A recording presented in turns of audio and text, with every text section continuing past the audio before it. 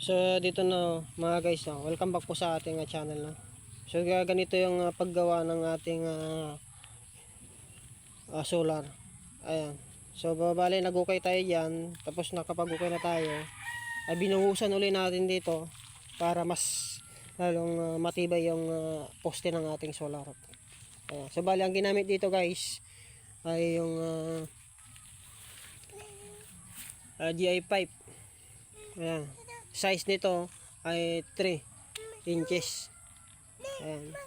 So bali ang ginamit dito na pagpintor natin na primer ay yung tinatawag na epoxy primer para mas patibay.